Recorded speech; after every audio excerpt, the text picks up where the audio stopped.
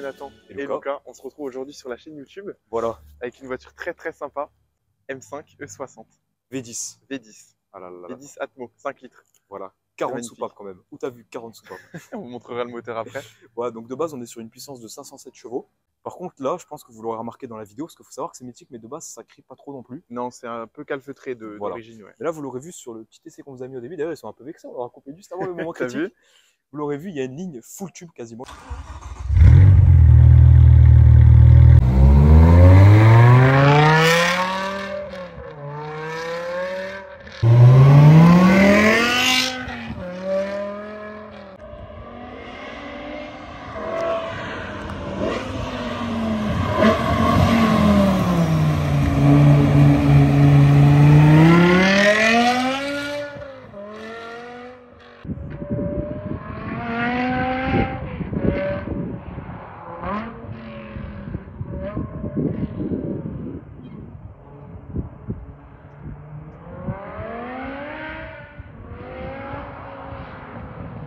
Bon, il manque voilà, un kata Il manque secondaire. juste un kata, ouais. Voilà, donc pas Full très tube et puis d'origine. un petit stage 1, 540, 550 chevaux. On a une face avant quand même qui est très énervée. Et D'ailleurs, surtout le pare-choc qui est modifié par Oui. rapport à la série 5 en fait. Oui. Sinon, pour le reste, je crois que c'est à peu près d'origine. Enfin, oui, globalement, c'est c'est une série 5 redessinée avec un nouveau moteur, quoi. On est sur une voiture de quelle année?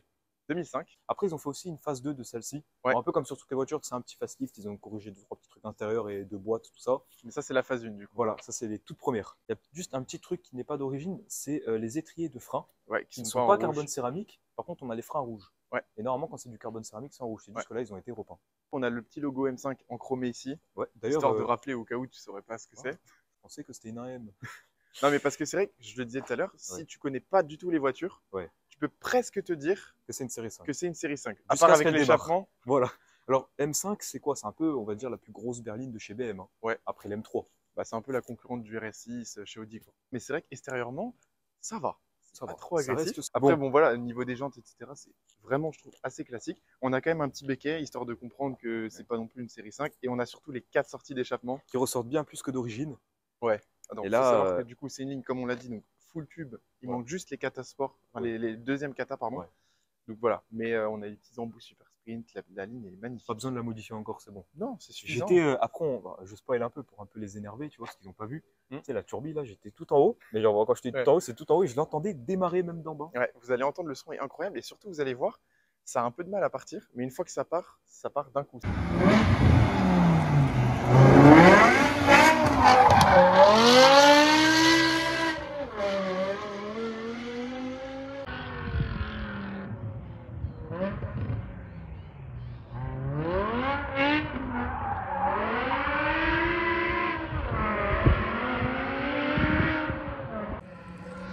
Écoutez-le, il arrive.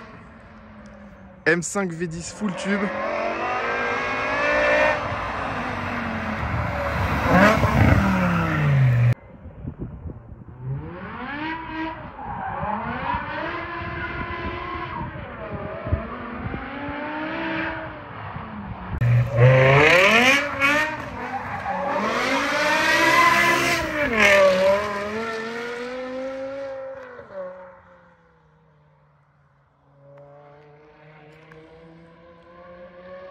Regardez.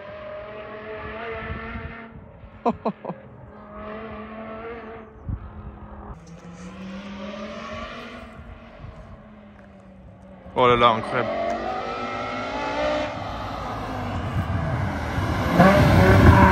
Attention.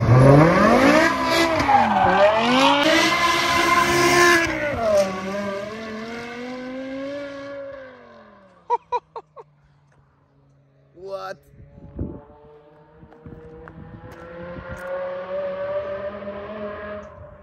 Jusqu'en haut, on l'entend, c'est incroyable. Mine de rien, ça fait 1 tonne 9 à vide. Donc, avec deux personnes dedans, on est à plus de 2 tonnes. Voilà. Donc, en fait, tu sens que quand ça part vraiment. Voilà. Ça te met peur quand même. Après, je trouve que ce qui a le plus vieilli, c'est pas tellement l'extérieur, c'est surtout l'intérieur. Ouais. Bon, du coup, on est sur l'intérieur. Ben, comment te dire? C'est quand même une allemande, donc il y a quand même de la qualité, mais ça a un peu mal vieilli. Enfin, ça fait son temps, quoi. C'est clair. Bon, après, c'est notre avis. Il y a des gens qui adorent. Oui, bien sûr. Et puis, j'aime bien. Hein.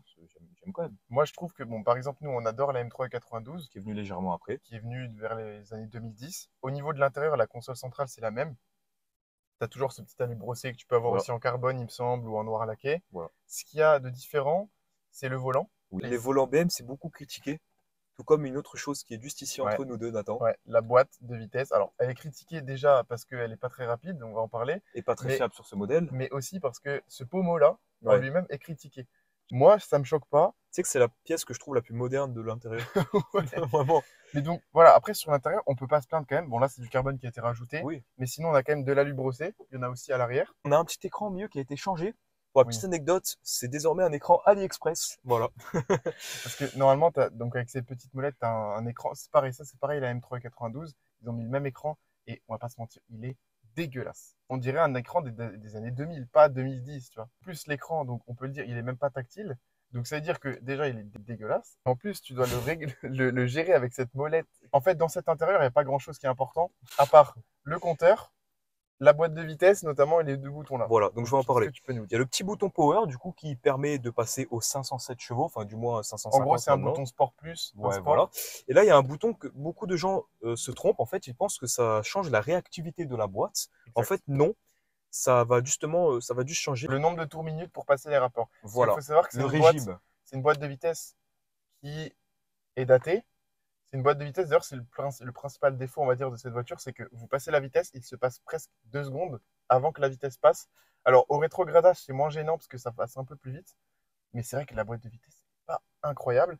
Et en fait, elle n'est pas intelligente comme les boîtes actuelles. Donc, du coup, avec ça, en fait, vous pouvez y régler, par exemple, je sais pas, si tu es sur un cran, ça se trouve, ça passe à 2000 tours minute. Ouais. Et si tu es à 5 crans, ça passe à 7000. Enfin, les pros ou ceux qui ont une BM M5 E60, dites-le nous en commentaire. Mais voilà, normalement, c'est ça. Et, par contre, ça a quand même une très bonne tenue de route. Hein. Malgré que c'est Oui. lourd, que c'est que propu, ça a une très bonne tenue de route. Putain, comment ça tient? Ouais, ça tient pas. Ouais, ça tient. Tu te rends compte pour 2 tonnes? Ouais. Ça tombe plutôt bien aussi.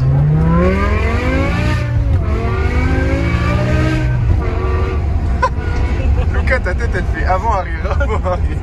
Ah, ouais, ça tient vraiment. Je pensais pas que ça tenait autant. En fait. Ouais. Ok. Bon, j'espère qu'ils ont kiffé. Bah ouais. T'as vu, ça tient pour 2 tonnes. Et encore, on était 4. Ouais. Moi, tu peux en témoigner, j'ai eu peur ce matin avant de faire la vidéo. Ouais. Parce que c'est réputé comme étant une voiture qui peut te tuer. Et moi, honnêtement, je suis pas déçu, mais je suis pas étonné. Enfin, je suis pas choqué comme j'aurais espéré être choqué, tu vois. Je m'attendais à un truc qui part dans tous les sens et tout. Mais quand elle part, Elle part d'un coup. tu es satellisé. Bon, du coup, en face du volant, qu'est-ce qu'on a? On a le compteur avec la zone rouge quand même qui monte jusqu'à, on va dire, 8000 tours. Ça m'étonne pas dans le sens où c'est un atmosphérique. Et d'ailleurs, sur le compte tour, quand la voiture est froide, tu as un petit point qui te D'accord. dit à lequel régime ne pas dépasser. Ok, je Voilà. savais pas ça. Qui est, en fait, plus la voiture est chaude, plus ça le repousse. Et Voilà. d'ailleurs, il a bien pris.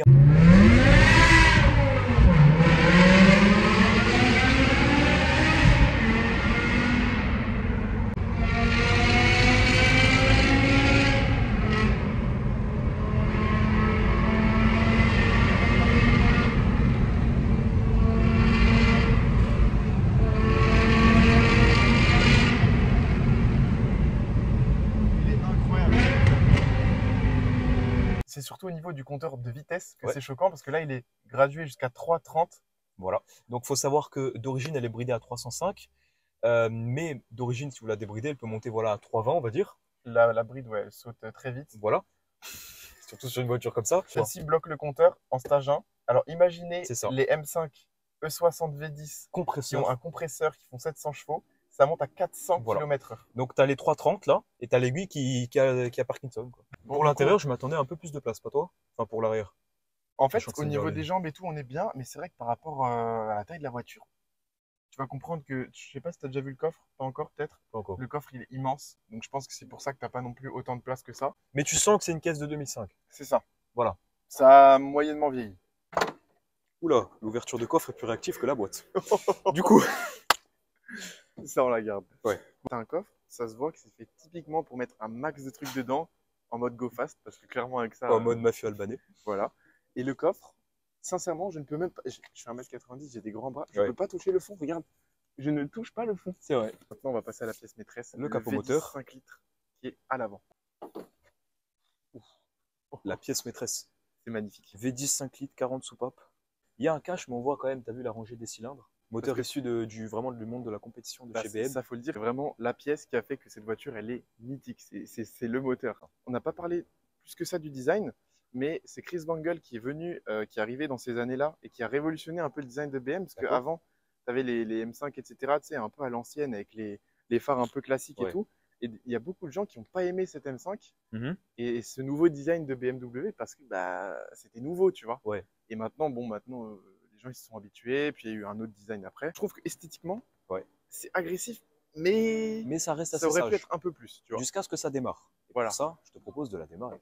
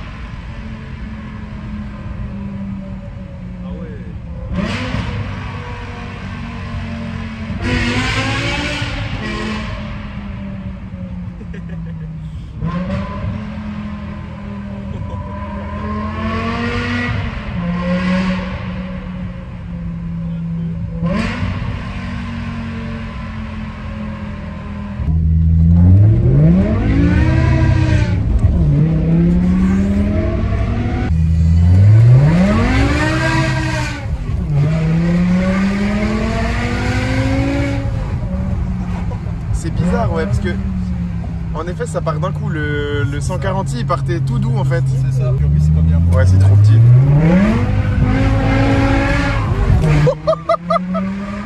Ouais, c'est d'habitude.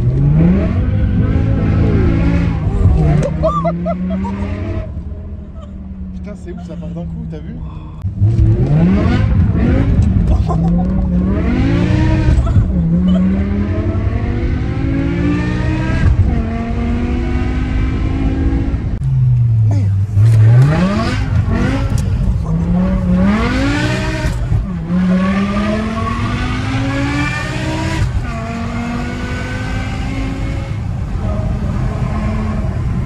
C'est bizarre, ouais, quand ça part. Après, quand tu passes la vitesse, c'est un gros temps d'arrêt.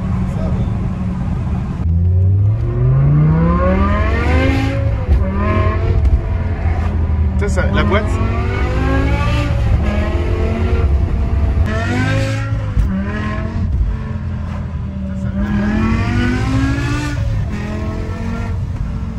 Ça marche Avec bien. la map, c'est...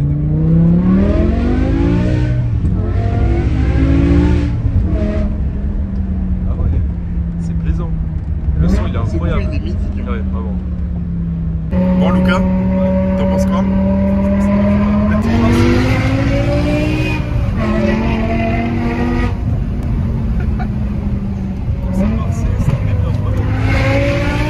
En fait, tu vois, ça marche bien, mais c'est pas. Enfin, tu sens que c'est de la. Parce qu'avec un compresseur, là, ça doit être horrible. Enfin, ça part trop, ça fait que de patiner. C'est incroyable. Ouais, ça tient. Ah ouais, comment ça tient? Je pensais pas que ça tenait autant en vu du poids et tout. Et en plus, quand on tourne, on a les sièges qui se gonflent du côté où on tourne.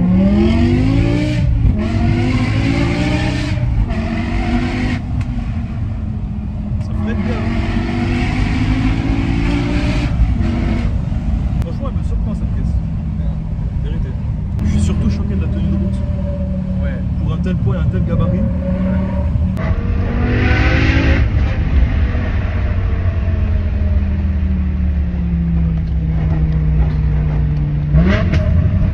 Le retour.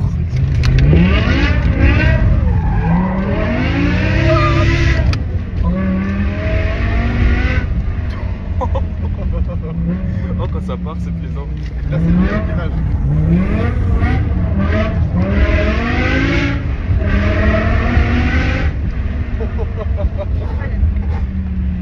part plus difficilement que la 140, mais c'est plus brutal. C'est trop difficile. Ouais, en fait, il se passe rien et d'un coup, paf. Ça marche bien.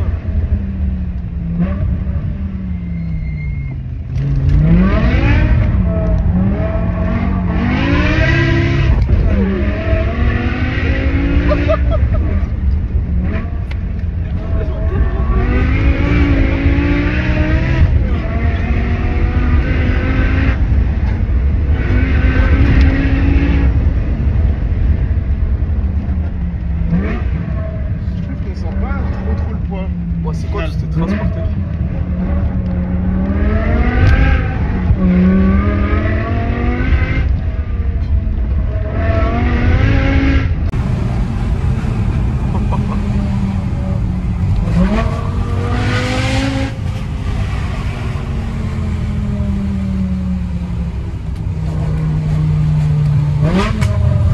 Wow, comment ça explose.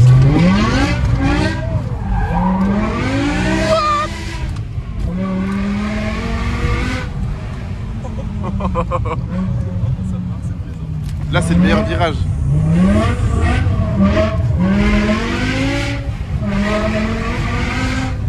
En fait, ça part difficilement comme ça. Ouais, en fait, il se passe rien et d'un coup, paf.